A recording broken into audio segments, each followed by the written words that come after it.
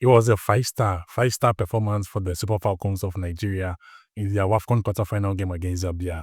So let me break down the game itself into details and really explain what went into Nigeria getting that shocking result of beating Zambia and the current best player in Africa by 5 goals to 0. I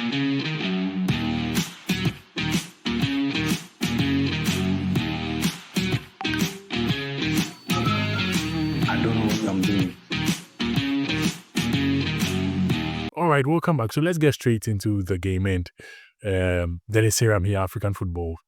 But my first point that I want to say is this is something I've said over and over again, that it is so important, very, very important to start the game right. And I think we've seen it at this WAFCON for Nigeria in their game against Tunisia. When they started the game very right, they got a comfortable win. And the same thing repeated in this game against Zambia. So Nigeria actually scored their first goal less than 2 minutes. On the clock, it was less than 2 minutes, but then after rounding everything up, it was like 3 minutes when they got their first goal. And that was so important because, coming into this game, before the start of the match, there was pressure on the Nigeria team. There was pressure on the Zambia team because this was a game where both teams, there was not really enough to separate the two sides. So right from the onset, if you are able to unsettle your opponent right from the onset, you have a big advantage. And that was what happened. Zambia's game plan was thrown out of the window because of that early goal for Nigeria, because you realize that just after Nigeria scored, Zambia panicked because they knew they had to retaliate. They had to do something. They cannot go down even before the match started. So they played out of plan. They played out of motion. And you realize they were playing a lot of long balls, which were not so accurate, trying to get to Barbra.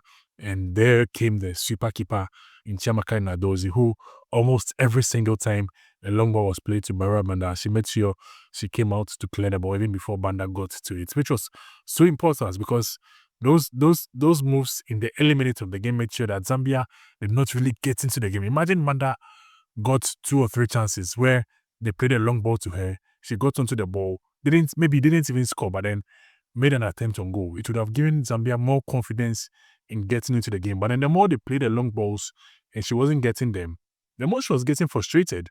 Because, this is football. A lot of things, emotions, everything is involved.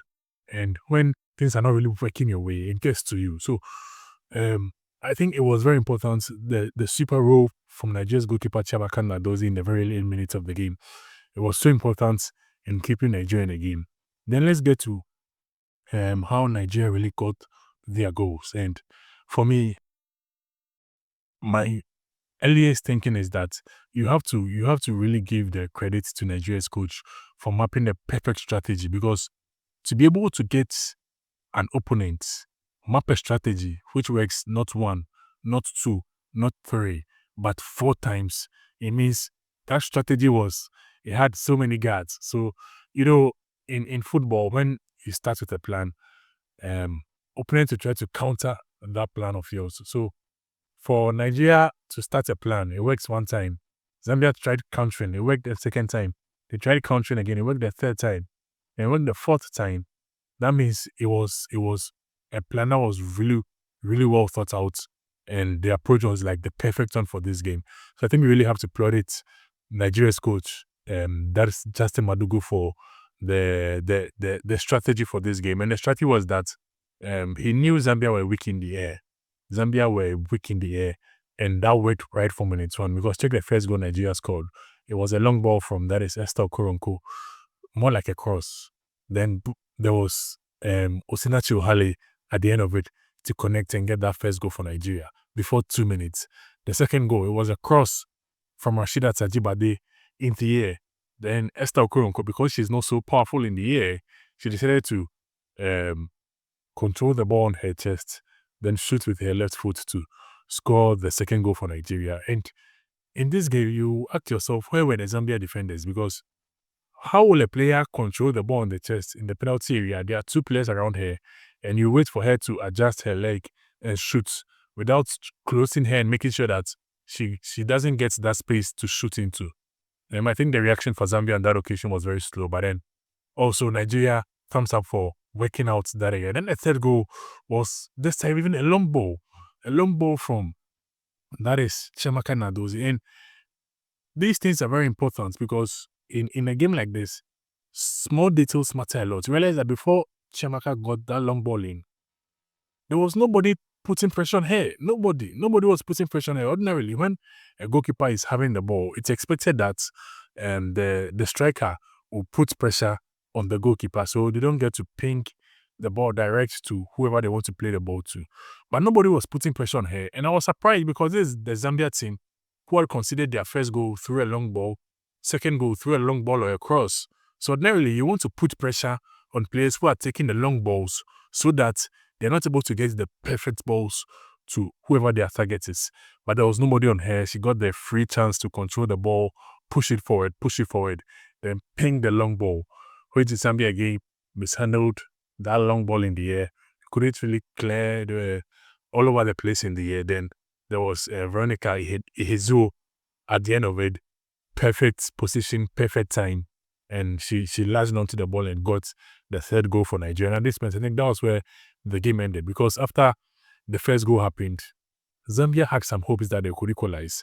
After the second goal, they knew that if they get just one more goal, they are back in the game. And when they got a third goal, you know that it's going to take a miracle because they had to score like 3 unanswered goals against Nigeria, who had not considered the whole tournament, which was maybe too much. And it felt like that was the goal that ended the game for Nigeria.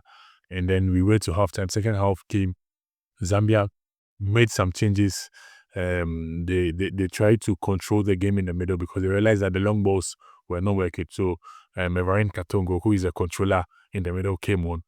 But it still couldn't really work. They couldn't really get those passes to create the chance because they were now chasing the game. And that's the interesting bit when you are chasing a game because when you are chasing, the opponents can now be more relaxed in defending because you know they have a comfortable lead. Whilst you are panicking, trying to get at least one goal to give you a momentum for the second. So that couldn't really work out well for Zambia. In the end, the fourth goal came in also from across Esther Okuronko, who I think on the day had a perfect day. 2 assists and 1 goal for Nigeria in the semi-final. It was perfect. And I think she had a good day. On the day for Nigeria, I think a lot of players really had good days.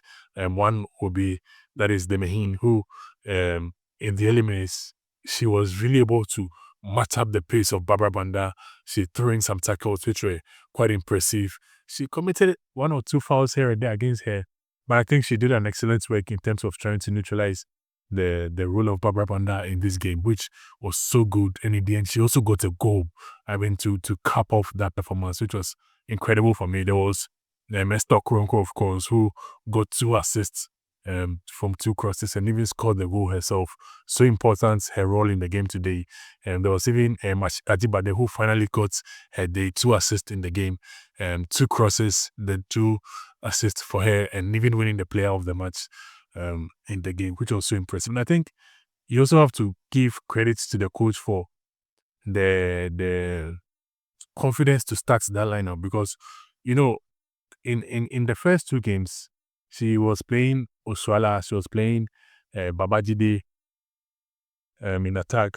So suddenly to reshuffle the team, to change the team in the quarterfinal in a very important game against Zambia, if it had gone wrong, know that all the blame would have been on her. That why did you bench your key players? Why did you bench your starting 11? But then it proved worth it that even the players who started the game came to the party. You got a goal after starting the game.